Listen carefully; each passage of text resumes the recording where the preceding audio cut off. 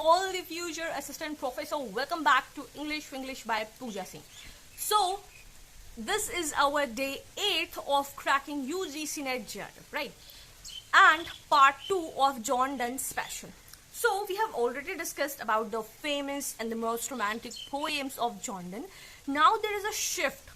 The shift is all about? It is of now John Donne has moved from love sonnets to the religious one, and that's how we'll be seeing how he has compared the lovers becoming saint, and he has also compared lovers to a pair of compass and a lot of things. So today in this part 2 we are going to discuss about the canonization, the relic, the holy sonnets, the forbidding morning, and the good morrow. So these poems are not just the so poetic in nature, but also the UGC NET favorite. A lot of question we have dealt with for John Donne of part 2.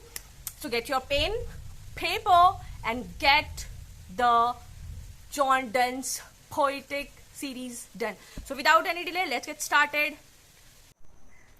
So let's get started with our day 7 of cracking UGC NET.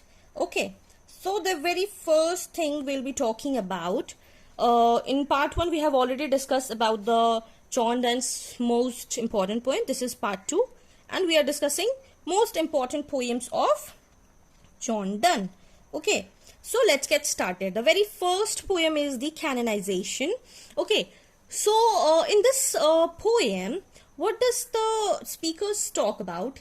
The very first thing is that पहले आप ये date याद कर लीजिए 1633. It is very important. Okay, it is very important that you should be knowing the dates and everything, because this is the thing that will come in the examination. Okay, first thing is that. Second thing, canonization का मतलब होता है कि एक act या process, एक act या एक ऐसा प्रोसेस जिससे कि रिलीजियस पर्सन को, किसी पर्सन को religious saint of Roman Christian church में बदल दिया जाए, मतलब सेंटहुड में उसको चेंज कर लिया जाए. ठीक है, उसको सेंटहुड में चर्च चेंज कर लिया जाए. ठीक है, अभी ये दिख रहा होगा ना, बहुत ज्यादा जूम कर दिए थे. सो this is the thing that you should be understanding, कि इसका मतलब होता है भैया कि आपको वो करना है.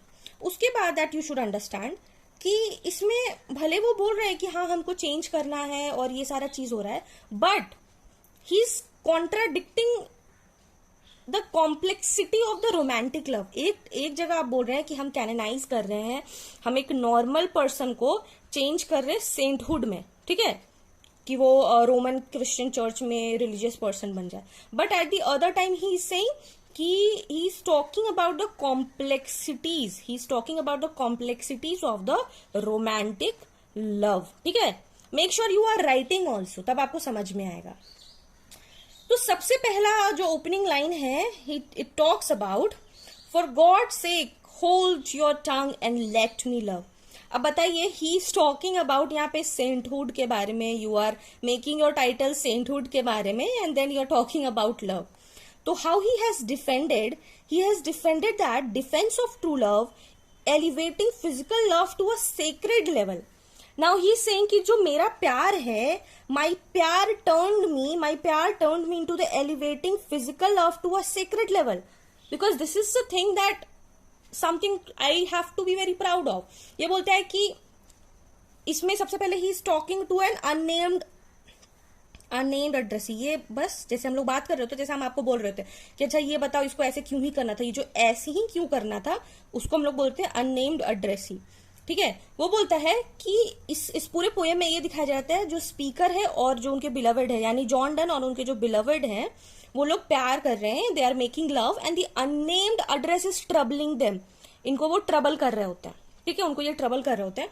बोलते हैं कि इसीलिए स्पीकर बोलता है प्लीज आप चुप हो जाइए, हम लोग को प्यार करने दीजिए, let us make love. Okay, do not hinder us. और इसमें बहुत सारे मेटाफिजिकल डिवाइसेस का भी यूज हुआ है. And he also call lovers canonised saints, मतलब प्यार में ऐसा पागल हो गए हैं कि हमको अब हम सेंटहुड, पागलपन, यू कैन से पागलपन लोग ही ऐसे होते हैं कि जो एकदम या तो एकदम मोरल हो जाएंगे या फिर बिल्कुल एक्सट्रीमिस्ट हो जाते हैं। तो ही सेइंग कि मेरा जो प्यार है ना, मेरा प्यार ही हमको सेंट बना दिया है, ठीक है।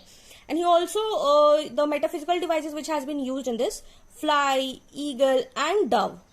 सो he is saying that even phoenix, ठीक है, इवन फोनिक्स जो है वो फेनिक्स ये होता है कि रेनासा, ये रेनासा सिंबल है, ठीक है, ये रेनासा सिंबल है।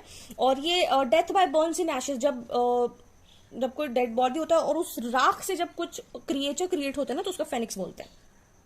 तो ई फ्लाई का एग्जाम्पल दिया है, ईगल और डव का। तो डव का बोला जाता है कि dove is more powerful, transits the sky and reaches heaven, ये बहुत ऊपर जाता है। और ईगल क्या होता है, वो स्काई के भी ऊपर जाता है। तो इस सब के बीच में कनेक्शन दिखाता है। एंड ही सेज कि how he and his beloved become saint, कि अब the writer, the poet and the beloved, how they have become saints, they will be invoke name of their out of love. मतलब कि they will be the role models. अभी जो future generation, coming generation आ रहा है, they will be the role models, ठीक है।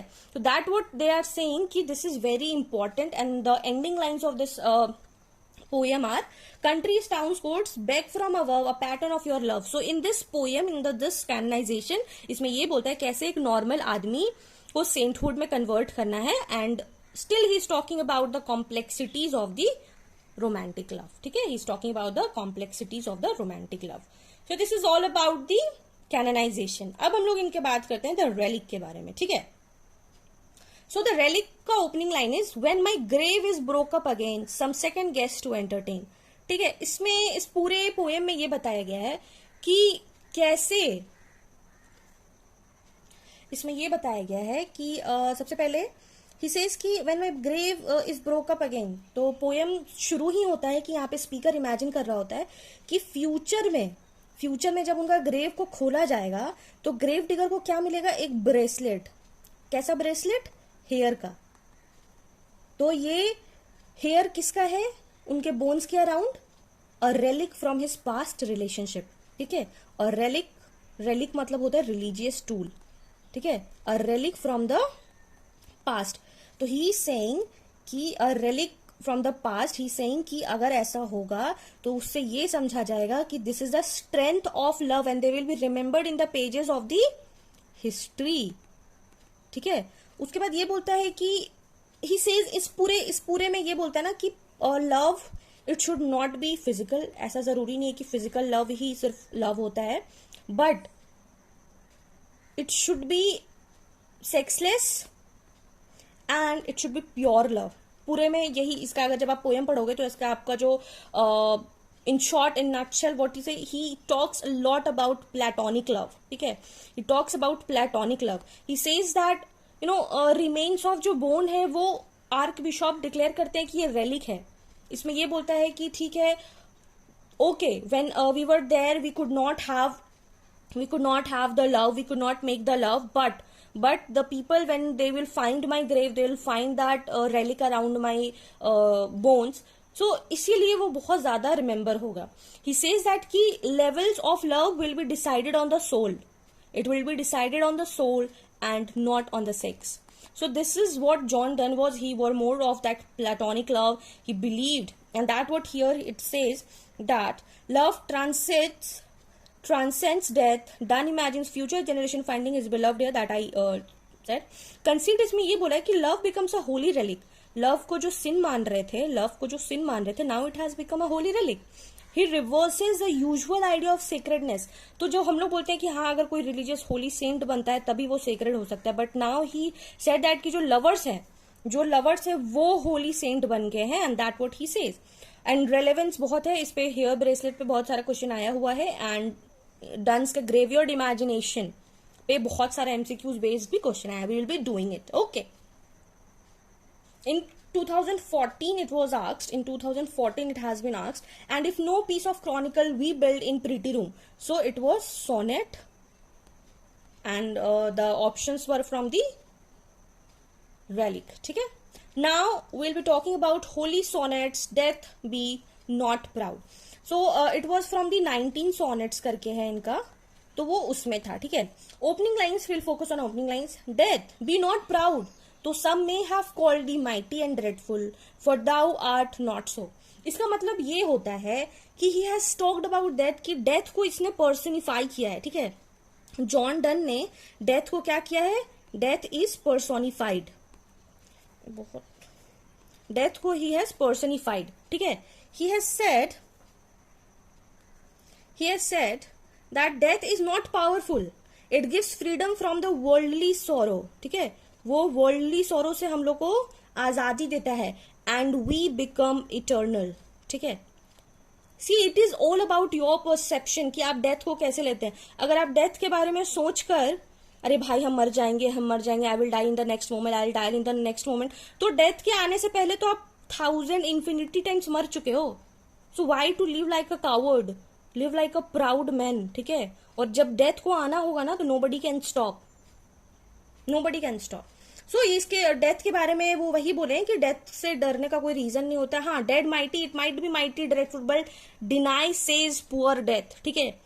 Death, and he also said death is like a slip awake on the, तो ये बोलता है कि डेथ एक स्लीप के टाइप में है और उसको वो जजमेंट डे के ही दिन उठता है, ठीक है, ऐसे वो नहीं उठेगा। तो डेथ के बारे में बहुत सारे एग्जांपल्स देता है कि डेथ एक फेट है, एक स्टैंस है, किंग्स को आता है, डेस्पिरेट को आता है, बट डेथ को हम लोग को प्रायोरिटी नहीं देना चाहिए। वी ह्यूमन बींग्स, और हम लोग ह्यूमन बींग्स के बारे में बोला जाता है कि we have a after life also, हमारा आफ्टर लाइफ भी होता है। सो हम मरते हैं लेकिन हमारा आफ्टर लाइफ है, तो वी आर मॉर्टल, हमारा जो सोल है वो मॉर्टल है, ठीक है। So this is the thing that we have to talk about. He said a lot of about death, कि death ऐसा होना चाहिए, वैसा होना चाहिए। वही बोलता है sonnet that challenges belittles death, death के बारे में बहुत बोलता है कि death तुम क्या ही हो, हम लोग तुमसे अच्छे हैं, हमारा जो सोल है, हमारा बॉडी डाई होता है, बट हमारा जो सोल होता है that have the after life, so we are not that. So इसमें bold tone है, fearless, and he talks about the spiritually confident. One short sleep past, we awake eternally, and death shall be no more. Death, thou shalt die. तो वही बोलता है कि एक बार ऐसे हम लोग सोएंगे और जब हम लोग उठे रहेंगे ना तो वो हम इटर्नली हो जाएंगे और डेथ खत्म हो जाएगा, डेथ का कुछ होश नहीं रहेगा, डेथ मर जाएगा लेकिन हम लोग नहीं मरेंगे। So yeah, it appears frequently in it. Sonnets form with the religious intensity, and when you talk about the tone of the poem, so it was a Christian metaphysical tone. So this is all about the holy sonnets, death not be proud. और इसके बारे में a lot of questions has been appear from the ending line. It has been asked in 2023, it has been asked in 2009 also. So how it has been talked about the illusion, what is the ending lines, और ending lines दे के पूछा है कि कहाँ से आया है, कौन से पोएम से है, कौन से पोएट है। तो that is why I have included this poem. Now we'll be moving forward for a valediction forbidden morning. This is one of my favorite. Why? Because you will also like to know, and आपको भी पता चलेगा कि ये मेरा favourite क्यों है।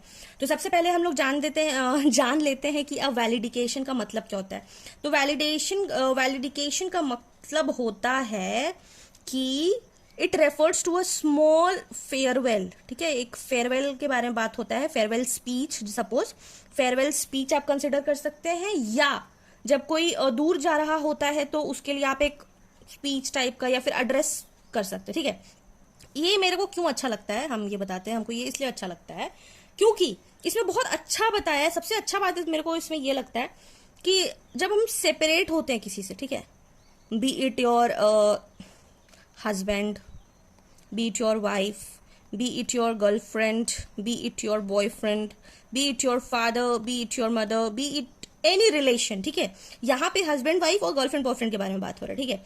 तो when we talk about the separation, it does not means that कि हम फिजिकल प्रेजेंस रहे तभी वो रिलेशन चलता है, ऐसा नहीं है, ठीक है। तो वही ये फॉरबिडिंग मॉर्निंग में स्पीकर यही बोल रहा है कि आप जो मॉर्निंग, और ये मॉर्निंग मतलब मॉर्निंग सुबह वाला मॉर्निंग नहीं है, ये मॉर्निंग दुख वाला है। इनकी वाइफ बहुत दुखी हो रही होती है क्योंकि जॉन डन यहाँ पे यूरोप का ट्रिप कर रहे होते हैं बहुत देर के लिए, और फिर ये जॉन डन अपनी वाइफ के लिए लिख रहे होते हैं कि प्रिय तुम परेशान मत हो, ठीक है। और बहुत सारा कंसीट्स इसमें यूज हुआ है, बहुत सुंदर कंसीट्स हुआ है। I will be explaining. He says कि तुम दुखी क्यों हो रही हो, तुम दुखी मत हो, तुम खुश हो जाओ। एंड वाई खुश हो जाओ? He says, he gives an example. बोलते हैं कि गोल्ड के बारे में सुनिए। गोल्ड, अगर जो क्लास 10 तक पढ़े हैं या फिर 12 तक पढ़े हैं पीसीएम, तो उनको पता होगा कि गोल्ड का प्रॉपर्टीज क्या होता है। They are malleable and they are ductile also. मतलब मैलेबल ये होता है कि वो थिन शीट्स में हो जाता है, और डक्टाइल मतलब होता है कि उसको ऐसे पतला करके भी वायर टाइप में हम लोग बना सकते हैं। इसका मतलब ये होता है कि ये जितना स्ट्रेच किया जाता है, इसको इधर से जितना हम स्ट्रेच कर रहे हैं ना, ये स्ट्रेच कर रहे हैं, the gold which we wear, वो उतना स्ट्रॉन्ग होता है, वो उसको खींच कर ही स्ट्रॉन्ग बनाया है। तो डोंट थिंक दैट अगर हम आपसे दूर हैं तो हम आपको प्यार नहीं करेंगे या फिर आपके बारे में सोचेंगे नहीं। हमारा जो रिलेशनशिप है, it is going to be stronger, even more stronger, ठीक है। And he also gives a very beautiful example of compass, math वाला कंपास, रिमेंबर, इसका 2 लेग रहता है, ठीक है। मेरा ड्राइंग, इसका 2 लेग रहता है ऐसे, एक जो सेंटर में रहता है, एक जो ऐसे सेंटर में रहता है, और एक जो ऐसे रोटेट होता है, ठीक है। तो ही सेज कि you know the 2 legs of a compass, the 2 legs of the compass always connected, they always connected। ये देख रहे हो यहाँ पे इनका कनेक्शन है, डिस्पाइट मूविंग अराउंड। ये ऐसे गोल बनाते हैं ना, ये गोल बनाता है, एक ये घूम रहा होता है, बट ये एक जगह स्टिल रहता है। तो just think how soul are connected. हो सकता है कि एक ईयर के लिए हम नहीं मिले तुमसे, but this is like our relationship, and everybody should think like that, कि जरूरी नहीं कि अगर कोई दूर रह रहा है या फिर कोई स्पेस चाह रहा है तो आपको लगा रहे प्यार खत्म हो गया, ऐसा नहीं होता है। This is not the reality, ठीक है। तो वही बोलते हैं कि death of virtuous man very peacefully, similarly parting of mistress should be part away. तो ये सारा लाइन से आप पढ़िएगा, ठीक है। बहुत खूबसूरत पोयम लिखा हुआ, ठीक है। As virtuous man pass mildly away and whisper to their souls to go. So बहुत सारा इसमें बहुत अच्छा ये 2 कंसीट्स यूज हुआ है, ठीक है। ये पोयम में मेंशन है, पहला गोल्ड और दूसरा कंपास, ठीक है। तो ही सेज कि parting lovers should not grieve, their love is spiritual and not physical. तो वही बोलता है कि स्पिरिचुअल कनेक्शंस ये है कि हमारा जो सोल है ना, वो स्पिरिचुअली कनेक्टेड है, हमारा सोल स्पिरिचुअली कनेक्टेड है, ठीक है। It is spiritually connected and our souls are intertwined, ठीक है, वो बंधा हुआ है, इट इज इंटरवाइंड, ठीक है। And will remain connected despite the distance, कितना भी डिस्टेंस हो जाए हम लोग का प्यार में कमी नहीं होगा। So don't think like that way. So ये बहुत अच्छे से बोलता है कि stiff twin compasses are two, they are connected to the centre, speaker goes away far but that still souls remain connected to the beloved. So at the end he says कि अपनी mistress को बोलता है please be strong, हमको Europe का trip करके आने दो, तुम परेशान मत हो, अच्छे से रहो, ठीक है। सो स्पीकर अपने लव को बोलता है it is like a compass, ठीक है। फिजिकल अभी नहीं हो रहा है, it's not physical but we are emotionally and spiritually connected. So yeah this is one of the favourite, mine favourite, and ये यूजीसी नेट का भी फेवरेट है, ठीक है। तो फेमस कंसेप्ट इसमें यूज हुआ है, compass imagery, Dai firmness makes my circle just. Why important? Because the compass has been used as metaphor, and this is a classic PYQ. It has been asked many times in UGC net, okay, and also often quoted in love and metaphysical poetry section. About they will be asking about the opening lines and the ending lines. So make sure you go and visit the Wikipedia and do watch the, if you watch the summary you can get more of it, or you just see the poem. When you will read it by yourself, you will get the essence of it. So the last poem of today's video is the Good Morrow, opening lines. Have you seen Ashiki 2? Ashiki 2 and all the love movies जिसमें hero go to all the extents for the heroines, कुछ भी कर सकता है, दिल तो पागल है, मतलब बहुत ज़्यादा fancy words। तो इसमें वही बोलता है कि I wonder by my troth what thou I did we till we loved। तो बोलता है कि जब हम लोग मिले थे तब तो उससे मिलने से पहले तो हम लोग बच्चे थे, जब तुमसे मिले मतलब अपनी मिस्ट्रेस से मिले तभी मेरा लाइफ अच्छा हुआ, life was worthless. He says कि लाइफ तो वर्थलेस था, तुमसे मिलने से पहले तो मेरा लाइफ वर्थलेस था, कुछ नहीं था मेरे लाइफ में, ठीक है। जब से तुम आई हो तभी हम जान पाए हैं कि ट्रू ब्यूटी क्या होता है, ठीक है। The moment you have entered in my life, then only I have known कि what true beauty is. You are the lady of my dream। अगर कोई लड़का ऐसे बोल दे किसी लड़की को तो और क्या ही चाहिए, ठीक है। All the husbands or all the wives, if you want to please your partner, then you can say you are lady of my dream or you are a man of my dream, true beauty। Life जब आपसे नहीं मिले थे तो खराब था, अभी wordless था, अभी जब आपसे मिले तब कुछ अच्छा हो रहा है. तो these are the praises he does, ठीक है. एंड देन ही सेज कि अब तो बहुत स्पिरिचुअल, उसके बाद ही अपना प्यार को ही is talking about the spiritual love, कि अभी अब कोई फियर नहीं है तुमसे मिलने के बाद, नो फियर इज देयर, मेरे को कहीं किसी चीज के लिए डर नहीं लगता है, सब कुछ अच्छा हो गया है, my love is so pure, no evil, evil instinct नहीं आता है, कोई फियर नहीं है, ठीक है, बहुत सब कुछ अच्छा है. और इसका बहुत सारा क्वेश्चन आया हुआ है, लाइन से एग्जैक्ट लाइन्स उठा के पूछा गया. Let sea discovers to new worlds have gone, let maps to other worlds to have shown, let us possess one world, each one hath one and is one. तो ये 2012 में question आ चुका है PYQ. Let see से start हुआ है, तो आप जाके एक बार देख लीजिएगा, ठीक है. लेट सी से स्टार्ट हुआ है, ये वाला क्वेश्चन आया हुआ है. फिर थर्ड स्टैंजा में भी एक क्वेश्चन आया हुआ है, that the speaks that the strong bond they share image of the each other's eye, they can be solved in with blood, in which the poem done says the lover's face reflected the eyes of the beloved. तो ये question आया हुआ है 2014 में, so you can also go and check. So these are the theme, the awakening into mature love, मतलब पहले जब हम लोग मिले थे तो बच्चे थे, अब हम लोग एडल्ट हो गए हैं और हमारा लाइफ वर्थफुल हो गया है, वर्दी हो गया जीने के. Lovers were asleep before discovering the spiritual connection. And ये बताता है कि room becomes the entire world, की जो ये हमारा छोटा सा रूम ही है वो मेरे लिए इंटायर वर्ल्ड बन चुका है, ठीक है. And love is self sufficient. So line आपको क्या क्या याद रखना है, let us possess one world, each hath one and is one. So ये बहुत important है. This has been asked. This is the line that has been asked in 2011. So this is explored in love and metaphysical context that we have been talking about, and often comes in the quote-based questions. So yeah, this is done. Now, what is your work? So these are the other works of John Donne. Devotional and the religious poem, ठीक है, ऊपर भी है और ये भी है. So these if you want to go in the detail, those one the one we have discussed here, these are the very important one. And now these are the important one. अगर आपको बस नाम भी याद रहता है, this is more than enough, because सबको आप इन डेप्थ जाके नहीं पढ़ सकते. तो make sure you learn the names. I have given you the list. Now if you want to go in detail, you can go for it, but now I'm not going to discuss this all. This is your homework. अगर आपको detail में पढ़ना है, you can go in detail, but this you should just learn the name. Batter my heart, three present God, if poisonous minerals at the round earth's imagined corners, spirit in my face you Jews, oh my black soul, since whom I love, thou hast made me. What if this present were the world's last night? This is my place last seen. Show me dear Christ, I am a little world made cunningly. Then other works, other devotional works are a hymn to Godfather, a hymn to Christ, the author's last going into Germany, Good Friday, Riding Westward, and La Corona, a sequence of seven interconnected sonnets. So you can take a screenshot of it, so that you want to go in a detail, so you can go to into detail of it. So yes, let's have a recap what we studied in part 2. Part 1 is already completed. If you haven't watched part 1, go and watch the part 1 first. We discuss about the canonization. In this it talks about the sainthood, कैसे हम अपने प्यार को sainthood में बदल रहे हैं, and the प्यार ही हमको sainthood में बदल दिया है. Then the relic में आपको बस ये याद रखना है कि उसका ग्रेवयार्ड निकलता है, तो जो हाथ होता है, पोएट का हाथ होता है, उस पर मिस्ट्रेस का बाल होता है ब्रेसलेट में. तो दिस इज ऑल अबाउट कि हाँ ये मेरा स्पिरिचुअलिटी है. पैलेटोनिक लव के बारे में बताया गया है, सेक्सेस लव नहीं, सेक्सेस लव होना चाहिए और फिजिकल लव नहीं होना चाहिए, ठीक है.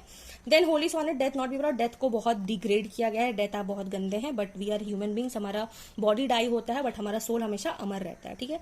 और वैलिडिकेशन फॉर बॉडी मॉर्निंग की भाई आप उदास मत होइए, क्योंकि वी गोल्ड जितना स्ट्रेच होता है उतना ज्यादा मैलेबल और डक्टाइल होता है, उतना स्ट्रांग होता है, और कंपास एक से इंटरकनेक्टेड है और हमेशा कनेक्टेड रहता है. गुड मॉर्निंग के बारे में बात होता है कि इसमें हम जब तक आप नहीं मिली थी, जब तक आशिकी 2 में श्रद्धा कपूर जब तक एंट्री नहीं हुआ था, आदित्य रॉय कपूर पागल था, उसको कुछ समझ में नहीं आता था, लेकिन जब वो मिली तो उसको लगा कि अच्छा इसका करियर बनाना जरूरी है, मेरा करियर तो चौपट भी हो जाए तो कोई इशू नहीं है, तो ही टुक सुसाइड.